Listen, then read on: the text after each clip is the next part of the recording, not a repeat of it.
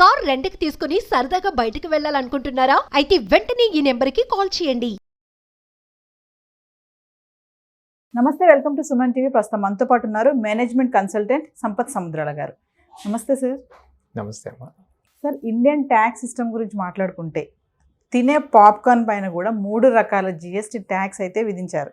అంటే ఒక్కసారి మనం ఎంత జిఎస్టీ కడుతున్నాము, సాధారణంగా ఒక మనిషి ఎంత జిఎస్టీ కడతారు, మరి తినే పాప్కార్న్ పైన కూడా జిఎస్టీ ట్యాక్స్ అంటే ఎలా సార్? మరి సామాన్యుడు ఎలా బతకాలి? అమ్మా, అందరూ గత 15-20 రోజులుగా మీరు మీడియాలో ఎక్కడ చూసినా కూడా everybody is talking about popcorn GST. నేనేమన్నానంటే అది మన జీవితంలో చాలా చిన్న విషయం, అవునా?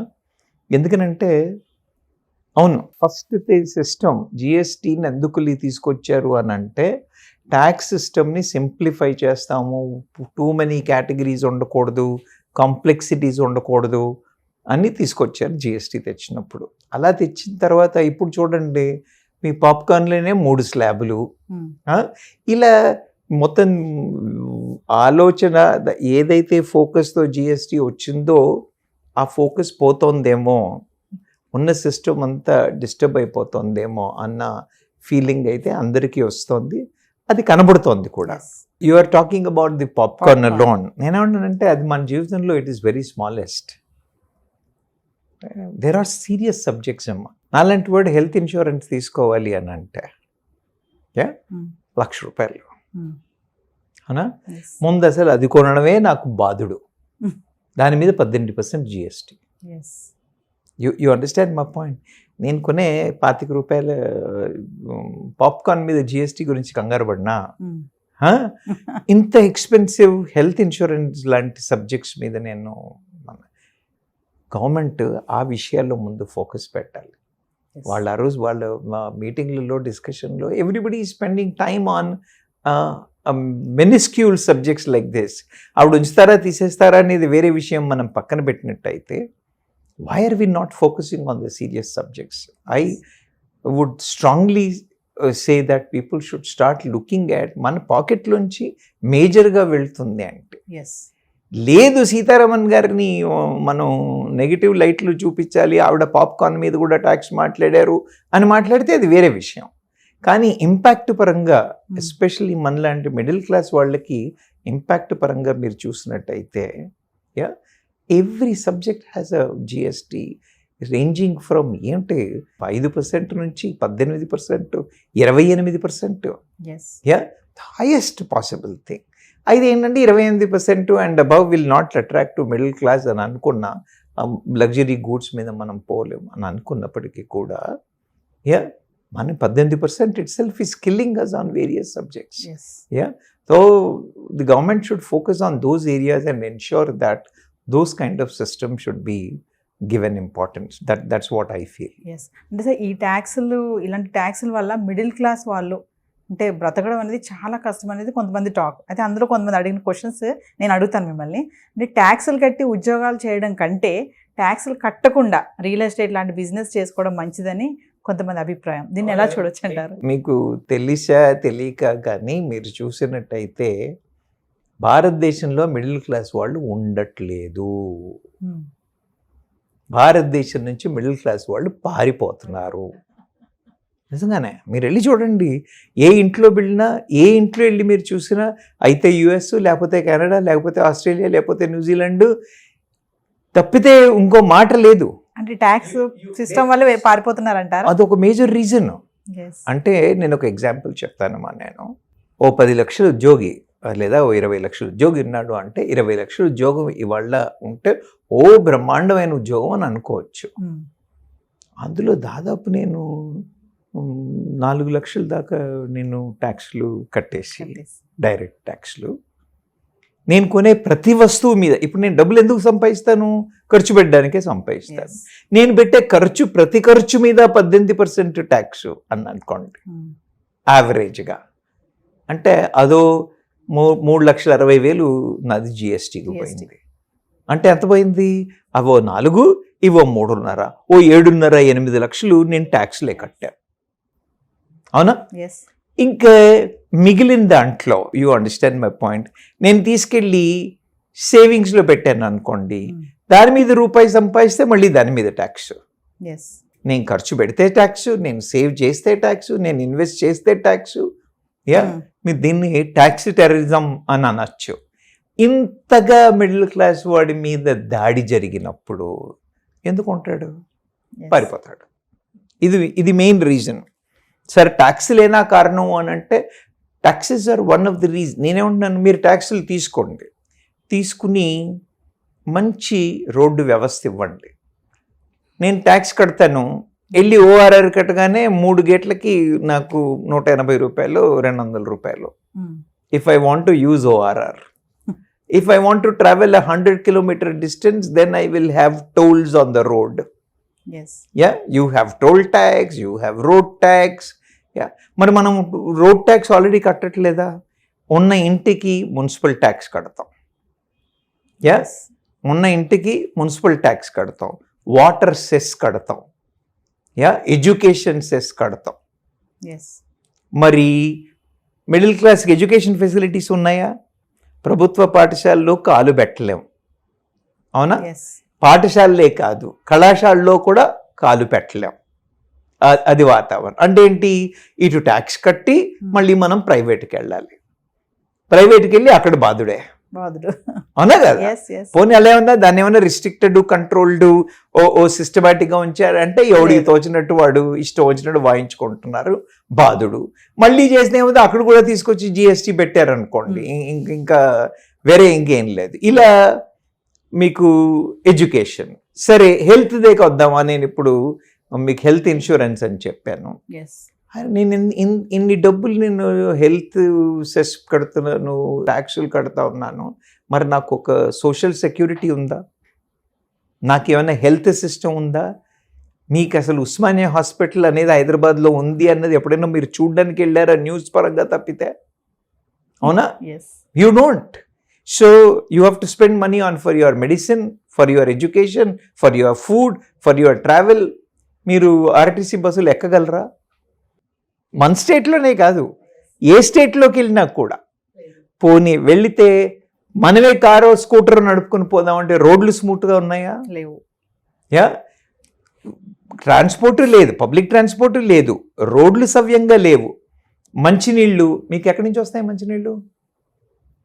మంచినీళ్ళకి మీరు బాటిళ్ళు కొనుక్కోవాలి. బాటిళ్ళు కొనుక్కోకపోతే ఏం చేయాలి? మీరు మీ ఇంట్లో you have to use a water filter. Yeah, అది నెలకి అదేంటి 2 సంవత్సరాలకు ఒకసారి 15,000 పెట్టుకున్నా నెలకు 2,000 మంచినీళ్ళకి కట్టాలి, అవునా? నీళ్లు కొనుక్కుంటాం, గాలి కొనుక్కుంటాం, అంతేనే కదా? యా, ఫ్రెష్ ఎయిర్ కావాలన్నా కూడా మనకి ఎయిర్ లేదు. Go to places like Haryana, Delhi, the kind of pollution what they have, అవునా కదా? సో నీళ్లు కొనుక్కోవాలి, గాలి కొనుక్కోవాలి, వాతావరణం కొనుక్కోవాలి. ఎక్కడి నుంచి పెడతారమ్మా డబ్బులు? పారిపోకపోతే ఏం చేస్తారు? మళ్ళీ నువ్వు రెండో విషయం ఇంట్రెస్టింగ్గా అడిగావు, సార్ అందరు రియల్ ఎస్టేట్కి వెళ్దాం అనుకుంటున్నారు. చెప్తున్నాను కదా, ప్రభుత్వమే ప్రజలని దొంగల్ని తయారు చేస్తుంది. యా, డాక్యుమెంటెడ్ పాలసీ ప్రకారంగా ప్రాసెస్లు కాకుండా క్యాష్ ట్రాన్సాక్షన్స్ చేయాల్సిన వాతావరణాన్ని తీసుకొస్తుంది, అంతే కదా? రియల్ ఎస్టేట్కి వెళ్ళాలా అని అడిగితే ఏం చెప్తాం? వెళ్ళగలిగితే వెళ్ళడమే. You understand my point? వేరే ఎవరో ఎందుకు? మీకు నాకు ఆపర్చునిటీ వస్తే మన ఇద్దరం కూడా వెళ్ళిపోతాం, అవునా కదా? If there is an opportunity in US or UK, we're willing to go. Why we're willing to go?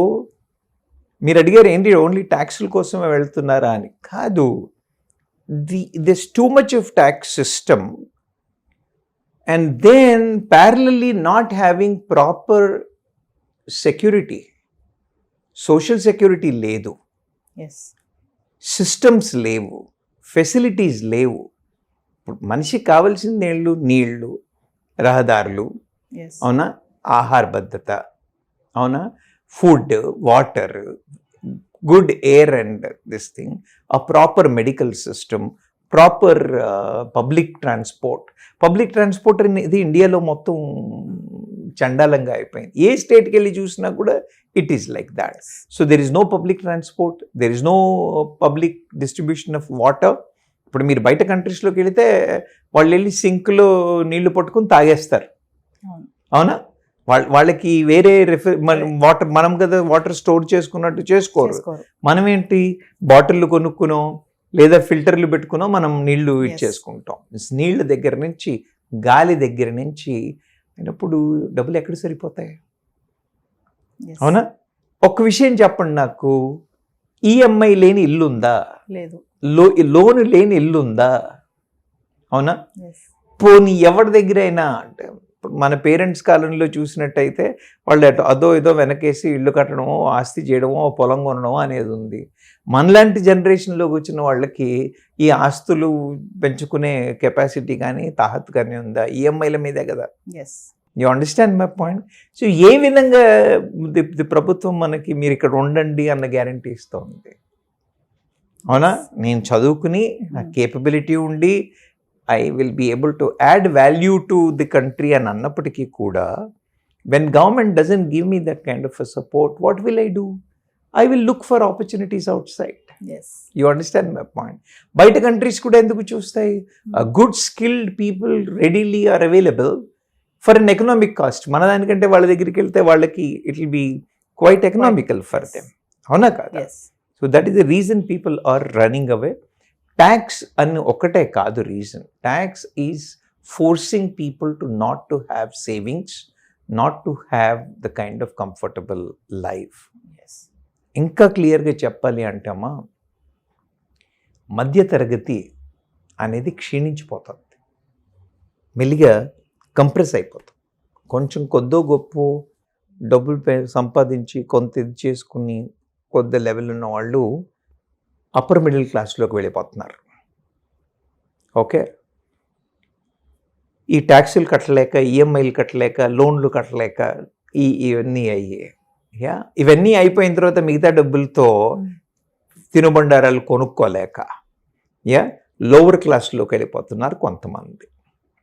Yes. Yeah, ఇలా ది మిడిల్ క్లాస్ అనేది మెల్లిగా ష్రింక్ అయిపోతోంది, మనుగడ లేకుండా పోతుందేమో మిడిల్ క్లాస్ అన్న పరిస్థితిలోకి వస్తుంది భారతదేశం. కానీ మళ్ళీ భారతదేశానికి ఆదాయం కూడా శాలరీడ్ క్లాసే. మీరు వెళ్ళి బడ్జెట్ చూసినట్టయితే the kind of revenue, tax revenue from salaried class is more than the tax revenue coming from the corporates. Yes. Yeah, corporate tax కంటే కూడా ఇక్కడ ఎక్కువ ఉంది. ఈ లెక్కన ఇప్పుడు చెప్పండి, పారిపోవాలా పారిపోవద్దా? ఖచ్చితంగా సార్. అంటే వాతావరణం అయితే అలాగే ఉందమ్మా. Yes. ఎవరికి కూడా వెళ్ళాలని ఉండదు. Yeah. Nobody is planning to go. Hyderabad ఇమారత్లు చూసిన తర్వాత యుఎస్ లాగానే ఉంది, ఇక్కడ వదిలేసి ఎందుకు వెళ్ళాలి అన్న ఆలోచన కలిగినప్పటికీ కూడా yeah, survival when it becomes difficult, Yes. Then you are force to take decisions. అయితే సార్, ఇప్పుడు దేశ ఆర్థిక పరిస్థితి మారాలి అంటే సామాన్యుడు కొనుగోలు శక్తి పెరగాలి అంటారా? జిఎస్టీ కాదు.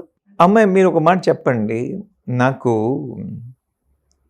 నేను కొనే వస్తువు కంటే నాకు కొనాల్సిన కెపాసిటీని ఇవి తగ్గించేసావనుకోండి. ఓకే, ఒక ఎగ్జాంపుల్ చెప్తాను నేను. నాకు 50,000 జీతం. 50,000 జీతంలో నేను ఇప్పుడు మీకు ఆల్రెడీ ట్యాక్సులు ఇవి చెప్పాను. Yes. ఓ 20,000 నావి ట్యాక్స్గా పోయి నాకు మిగిలింది 30,000. అవునా? ఈ 30,000 వస్తువులు నేను 30,000 పెట్టి ఓ వస్తువు కొందామని ఓ కొట్టుకెళ్ళాను అనుకోండి. 30,000 మీద ఎంత ట్యాక్స్? 18% ట్యాక్స్. అంటే ఏం కావాలి నాకు? ఇంకా 5,400 కావాలి.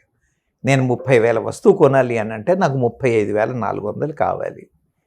అవునా? ఇప్పుడు నేనేం చేయాలి? నేను 30,000 వస్తువుని కొనలేను. కాబట్టి నేను ఏ 25,000 వస్తువుకో 20,000 వస్తువుకో తగ్గిపోవాలి. అవునా? మరి అలాంటప్పుడు ఏమవుతుంది? కొనేవాడి పరిస్థితి తగ్గిపోయిందా? ఫర్ ఎగ్జాంపుల్, ఎందుకు మీరు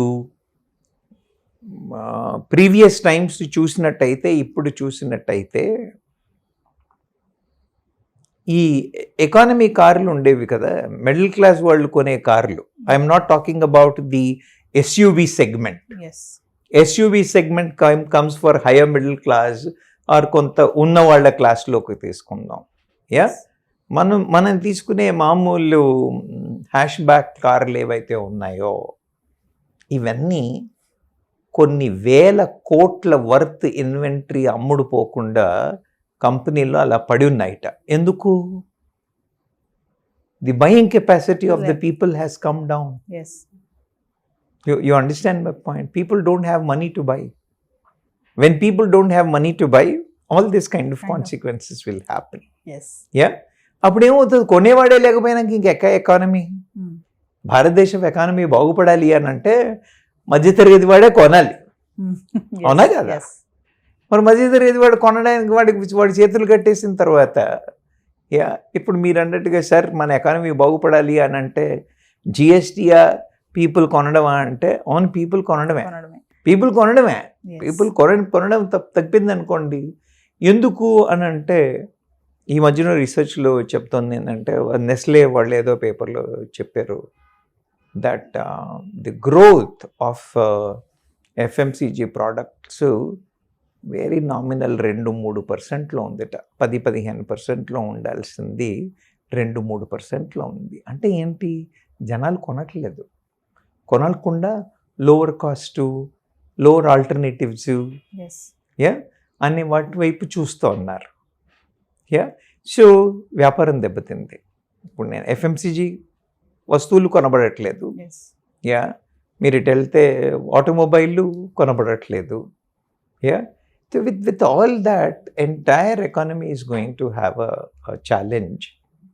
కాబట్టి ప్రభుత్వాలు వీటిని చాలా సరైన దృష్టిలో పెట్టుకోవాలి. They have their own reasons. They are not reckless in creating a policy. They must be having their logic. Because మనకున్న ఇంటర్నేషనల్ లోన్సే కానివ్వండి, ప్రాజెక్టులే కానివ్వండి, వాళ్ళు they must be having their own challenges. IMF ఏమన్నా కంట్రోల్ పెట్టి ఉండొచ్చు. You understand my point? వాళ్ళకున్న ఇబ్బందులు వాళ్ళకు ఉండొచ్చు. కానీ ఇవాళ ప్రభుత్వం ఇబ్బందుల్ని చూస్తోందా? రేపు దేశం యొక్క ఆర్థిక పరిస్థితి ఏమిటి, దేశం యొక్క జనాభా పరిస్థితి ఏమిటి అనేది ఆలోచిస్తుందా అనేది చాలా ఇంపార్టెంట్. సో ఓవరాల్గా ఇప్పుడు ఈ బాధుడు జిఎస్టీ ట్యాక్స్ ఓ పక్కన పెడితే మామూలుగా ఇండియాలో సదరు జీతాలు 30,000 అలా ఉంటే ఇవన్నీ కూడా ఓకే ఫుల్ఫిల్ అవుతాయని కొంతమంది అనుకుంటున్నారు. దీనికి ఏం చెప్తారు? ఎక్కడవుతుంది చెప్పండి అమ్మా మీరు. మీరు బయట for example okay income tax ఎక్కువ, స్లాబ్ ఆవిడ 50-70 దీంట్లో స్టాండర్డ్ డిడక్షన్లోకి తెచ్చాను అని అన్నారు, పర్సంటేజీలు తగ్గించాను అన్నారు. ఓకే, ఇన్కమ్ ట్యాక్స్ తగ్గించింది అనుకున్నాం. యా, ఇప్పుడు మీరు చెప్పినట్టుగా పాప్కార్న్ మీద 18%, ఎనీ ప్రాసెస్డ్ ఫుడ్ మీద 18%.